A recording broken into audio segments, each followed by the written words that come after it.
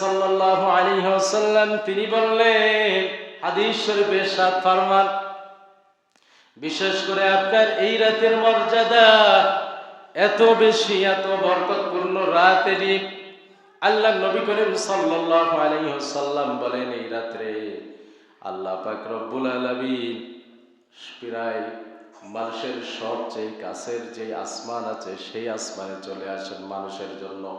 কাদের জন্য? মানুষের কাছে, যেটা আমরা চোখ দ্বারা দৃষ্টিপাত করে আমরা দেখতে পাই, সেই আসমানে যিনি আসেন তিনি কে? জোরে বলেন, তিনি কে?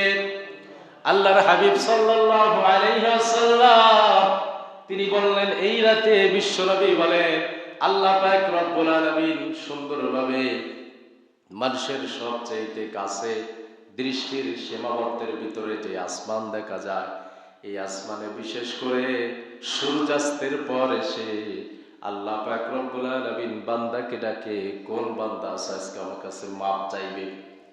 কোন বান্দা জীবনে গুনাহ করে ফেলেছো, কবরের ভয়? বিশ্বনবী সাল্লাল্লাহু আলাইহি ওয়াসাল্লাম তিনি লাইলাতুল নিসফি মিন শাবান, অর্থাৎ শ্রেষ্ঠ রজনী, এই শাবান মাসের একটি শ্রেষ্ঠ কি আছে? রজনী আছে, একটি রাত আছে। বিশ্বনবী সাল্লাল্লাহু আলাইহি ওয়াসাল্লাম এই রাতকে তিনি সম্মান করে জোর দিয়ে তিনি এই রাত ইবাদত করেছেন। শুধুমাত্র পুরুষ মানুষ করবে নাকি সবার জন্য? সবাই রাত ইবাদত করবে।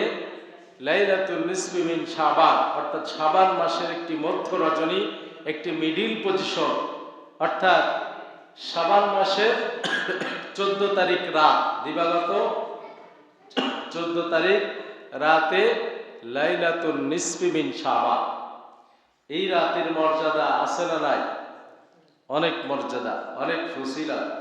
এই রাতে বিশ্বনবী সাল্লাল্লাহু আলাইহি ওয়াসাল্লাম তিনি ইবাদত করেছেন এবং তিনি আমাদেরকে তার দেখানো পথ অনুসারে ইবাদত করতে উদ্বুদ্ধ করেছেন। সুবহানাল্লাহ বিহামদি।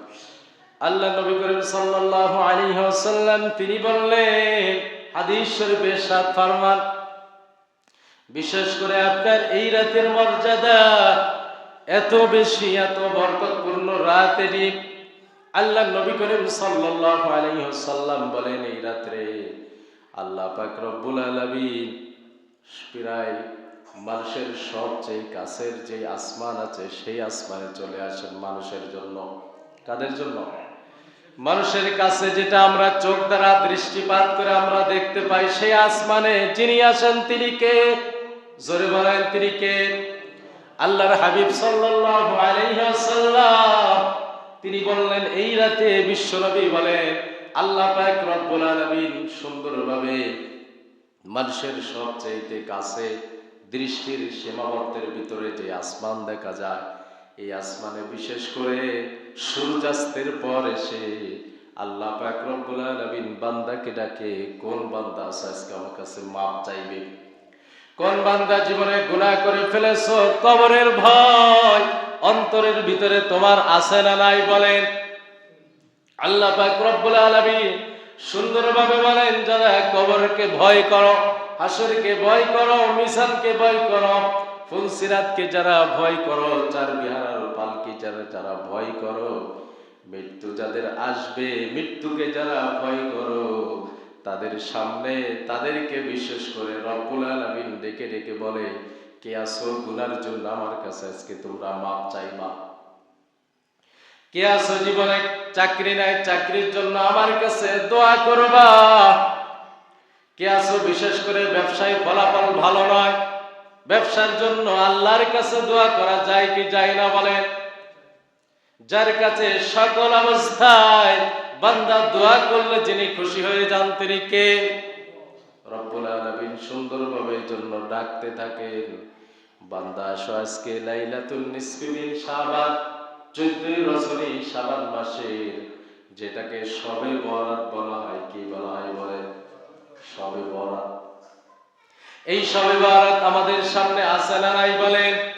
গত বছর অনেকে শবে বরাত এই রজনী পেয়ে ইবাদত করে নাই, তারা আজকে আমাদের মাঝে বেঁচে নাই, এমন লোক আছে না নাই? বলেন। আমরা জানি না এই শবে বরাত রজনী আমাদের জীবনে শেষ কিনা। বলেন। একজন মানুষ যদি 50 বছর জিন্দেগি পায়, তার জীবনে 50টা শবে বরাত পায়, ঠিক কিনা বলেন? একজন মানুষ যদি 40 বছর হায়াত পায়, তার জীবনে 40টা শবে বরাতের রজনী যিনি দেন তিনি কে?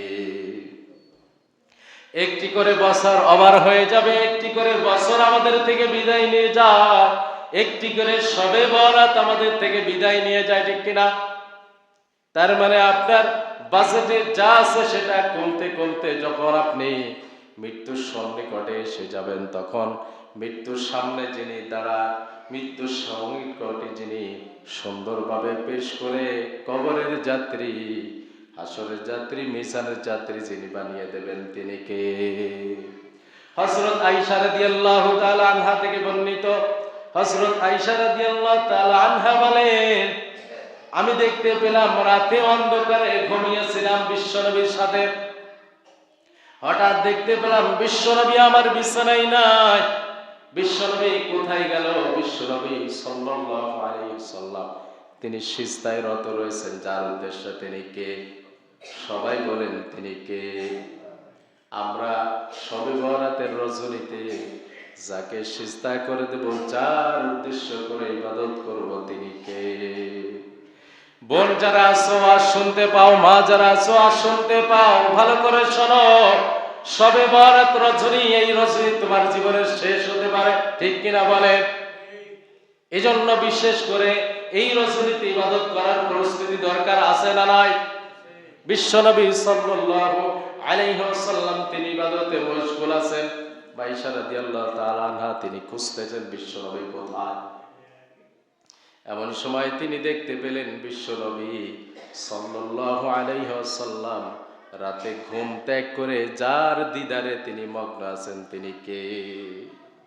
বিশ্বনবী সাল্লাল্লাহু আলাইহি ওয়াসাল্লামকে আয়েশা রাদিয়াল্লাহু তাআলা আনহা তিনি ফলো করলেন। বিশ্বনবী মাথা উঠান না, এত লং টাইম তিনি সিজদায় রত যে আয়েশা রাদিয়াল্লাহু তাআলা আনহা বলেন, আমি শেষ পর্যন্ত এই সিদ্ধান্তে উপনীত হলাম যে বিশ্বনবী মাথা উঠান না, এত লং টাইম ধরে সিজদায় রত, যে তিনি আসলে দুনিয়ায় আছেন নাকি মারা গেছেন সেইটা নিয়ে আমার সন্দেহ, কনফিউজ মনের ভিতরে চলে আসছে। যার কারণে আয়েশা রাদিয়াল্লাহু তাআলা আনহা বলেন, আমি কি করলাম তখন?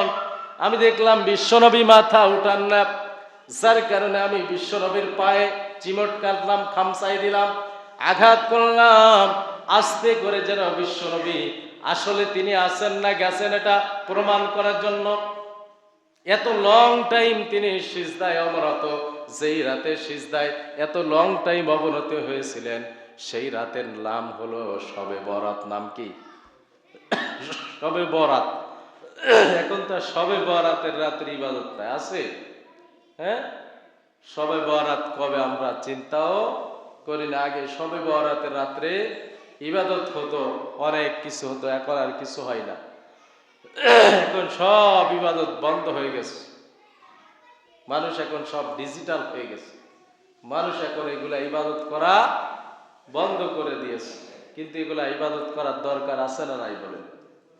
বিশ্বনবী সাল্লাল্লাহু আলাইহি ওয়াসাল্লাম তিনি মাথা উঠান না সময় আয়েশা রাদিয়াল্লাহু তাআলা তিনি আঘাত করলেন, তিনি একটু আপনার সেখানে খুনসুটি করলেন হযরত নবী করিম সাল্লাল্লাহু আলাইহি ওয়াসাল্লামের পায়ে। এমন সময় বিশ্বনবী নামাজ শেষ করে তিনি আয়েশা রাদিয়াল্লাহু তাআলা আনহাকে জিজ্ঞাসা করলেন, তুমি কেন এই খুনসুটি আমার সাথে করলে?